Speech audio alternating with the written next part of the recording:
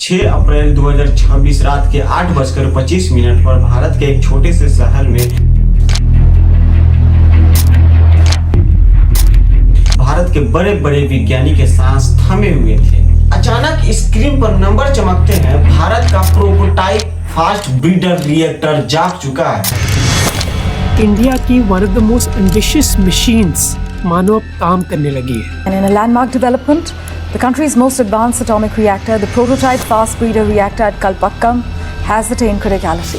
लेकिन अब आप सोचेंगे क्रिटिकली मतलब कि गलत होना, लेकिन साइंस रिएक्टरी में इसका मतलब होता है कि भारत एक ऐसी आग लगा चुका है जो कभी नहीं बुझेगी। और कैसे भारत ने ये आग लगाया और कैसे अमेरिका जापान ने हार मान लिया और तब भी भारत इसे अपनी फास्टर ब्रीडर रिएक्टर का सेकेंड फेज पूरा कर चुका है। आइए जानते हैं।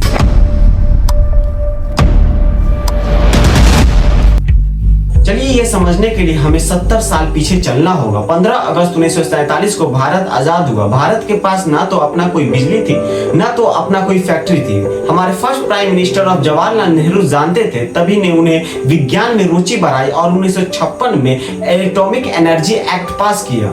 तभी उनका मुलाकात डॉक्टर होमी जहांगीर बाबा से हुई थी। डॉक्टर होमी जहांगीर बाबा और जवाहरलाल नेहरू एक पक्के मित्र थे। तभी जवाहरलाल नेहरू के कहने पर होमी जहांगीर बाबा ने एटॉमिक एनर्जी में अपना सोर्स बढ़ाया और अपनी ताकत से ये जानते थे कि भारत के पास 2% यूरेनियम है। तब भी भारत के समुद्री रेतों में छिपी थोरेनियम का इस्तेमाल करके उन्होंने 3 स्टेज प्लान बताया। चलिए डॉक्टर होमी जहांगीर बाबा के 3 स्टेज का प्लान को कहानी के तरीका से समझते हैं। आपको बहुत बड़ी आग जलानी है, पर आपके पास सूखी लकड़ी यानी यूरेनियम बहुत कम है, लेकिन गीली लकड़ी यानी थोरेनियम बहुत ज्यादा है। अब गीली लकड़ी नहीं जलती है तो आप क्या करेंगे? स्टेज 1 बनाने के लिए हम चूल्हा बनाएंगे यानी PHWR बनाएंगे। सूखी लकड़ी यानी नेचुरल यूरेनियम को थोड़ा सा जलाएंगे जिससे हमें बिजली मिलेगी और राख के रूप में मिलेगा प्लूटोनियम। हमारे पास राख के रूप में स्टेज 1 में जो प्लूटोनियम निकला है अब उसे हम जलाएंगे।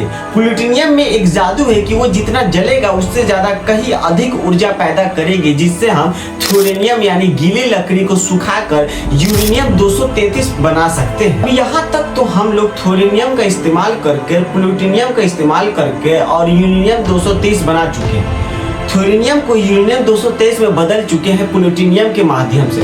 अब स्टेज 2 में उस प्लूटोनियम को थोरेनियम में बदलकर उसे एक ऐसी ऊर्जा बनाएंगे जिससे मतलब कि हम लोग अगले 500 सालों तक बिजली सस्ता कर सकते हैं। लेकिन इस सपना के पीछे एक काला साया भी था। 24 जनवरी 1966 को डॉक्टर होमी जहांगीर बाबा का प्लेन क्रैश हो गया और आम्स की पहाड़ी में वो अचानक गायब हो गया। कई लोग का मानना है कि इसके पीछे CIA का हाथ था। CIA नहीं चाहता था कि भारत अगले परमाणु शक्ति में आगे बढ़े।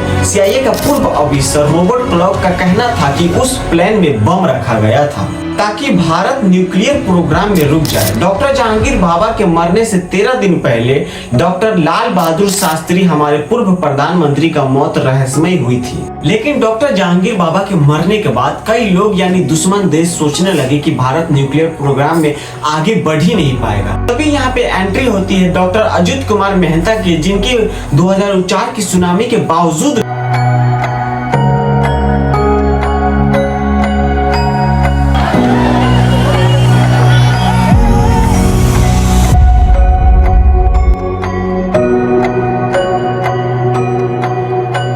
उन्होंने भारत को स्टेज 2 तक ला चुके हैं। आज का कलकप्पन यानी स्टेज 2 पार करके भारत ये बता रहा है पूरी दुनिया के चीख कर कि भारत अब किसी के सामने नहीं झुकेगा। भारत अब आत्मनिर्भर बनेगा और सस्ती और स्वस्थ ऊर्जा हर घर में बिजली पहुंचाएगा। भारत अब स्टेज 3 पर काम कर रहा है। अब थोरेनियम की आजादी कुछ ही दूर बाकी है। सैल्यूट है मुझे ऐसे वैज्ञानिक जिन्होंने डॉक्टर होमी जहांगीर बाबा, अजित कुमार मेहता 2004 की सुनामी के बावजूद भी अपने काम नहीं रोका। डॉक्टर होमी जहांगीर बाबा जिन्होंने 56 साल की उम्र में अपनी भारत के लिए अपनी मौत को कबूल किया, लेकिन भारत की सीक्रेट किसी को बताना ये मौजूद नहीं समझा। सैल्यूट है ऐसे वैज्ञानिक।